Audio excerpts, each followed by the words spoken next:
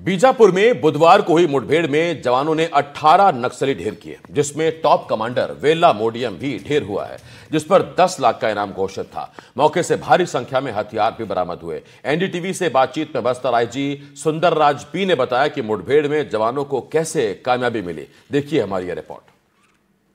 बीजापुर में कल एक बड़ी मुठभेड़ हुई जिसमें 18 माओवादी मारे गए। हालांकि 3 जवान भी शहीद हुए हैं और 3 जवान घायल हैं।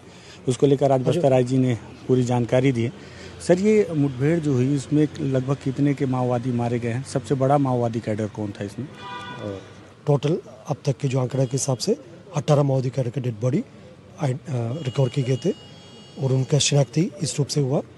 जो पीएलजी कंपनी नंबर 2 का जो कमांडर डीवीसीएम वेला मोडियमी है और 2 अन्य जो सीवाईपीसी लेवल का जो कैडर्स है और 8 पीपीसीएम लेवल का कैडर्स है और 5 पार्टी मेंबर्स और 2 अन्य माओवादी कैडर का भी शिनाख्ती करना बाकी है। 9 महिला माओवादी कैडर सहित टोटल 18 माओवादी कैडर का डेड बॉडी इस मुठभेड़ के पश्चात रिकवर किए गए थे। सभी के ऊपर अभी अब तक 16 माओवादी कैडर का जिसका शिनाख्ती हुआ, उनका टोटल 1,30,00,000 का इनाम का आंकलन अभी सामने आ रहा है। सर, अभी और कौन से बड़े लीडर होंगे जो इस इलाके में एक्टिव होंगे, जो टारगेट में है? जैसा यदि दंडकारण स्पेशल जोन कमेटी क्षेत्र में देखा जाएगा, माओवादियों का संख्या बल और उनकी नेतृत्व का संख्या काफ़ी हद तक अभी कम हो गई है।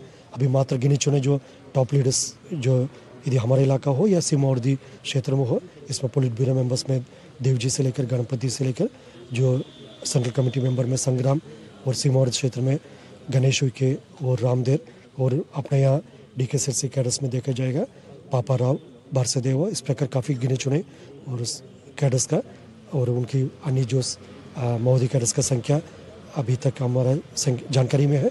उनके पास भी मात्र अभी एक ही विकल्प है, हिंसा छोड़कर समाज की मुख्यधारा में शामिल होना। उनके अलावा उनके पास शेष और कोई ऑप्शन नहीं रह गए।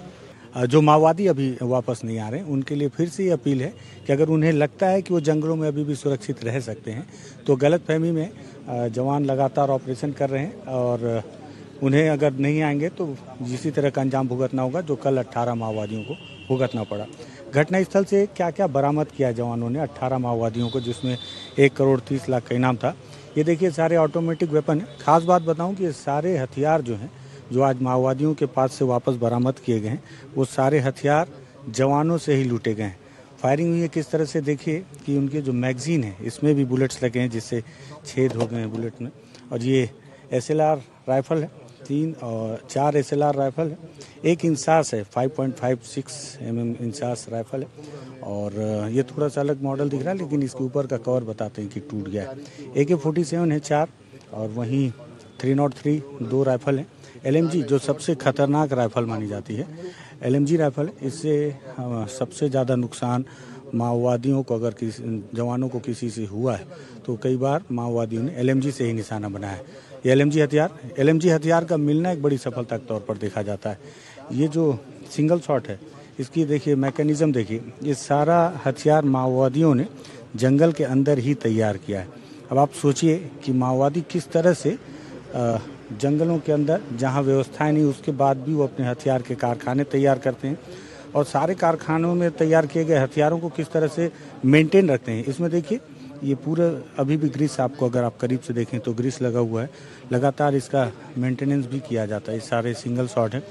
ये BGL लॉन्चर है जो माओवादियों ने अपने जंगल के भीतर कारखाने में इसे तैयार किया है और ये BGL के सेल हैं जिससे जो कि जवानों के UBGL की तुलना में माओवादियों ने उसके जवाब में इसे बनाया।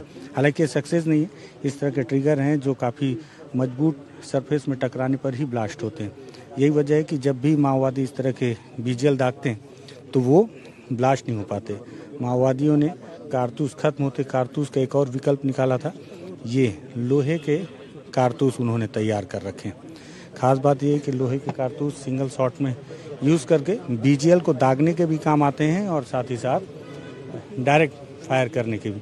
वहाँ से जो जिंदा कारतूस हैं वो सारे कारतूस भी यहाँ पर पुलिस ने बरामद करके सामने रखा होता। साथ ही साथ 5 वॉकी टॉकी हैं। माओवादी जिस तरह से इलेक्ट्रॉनिक उपकरण का प्रयोग करते हैं तो ये 5 वॉकी टॉकी, उनके पिट्ठू बैग और अन्य सामान हैं। इसके अलावा और भी बहुत सारे सामान जो यहाँ पर दिखाए नहीं गए और इन मारे गए 18 माओवादियों में 9 महिला 9 पुरुष हैं, जिसमें वेल्ला सबसे बड़ा नाम बताया जा रहा है, जिस पर 10 लाख रुपए का इनाम था और 1,30,00,000 रुपए सब पर कुल रकम बताई जा रही है।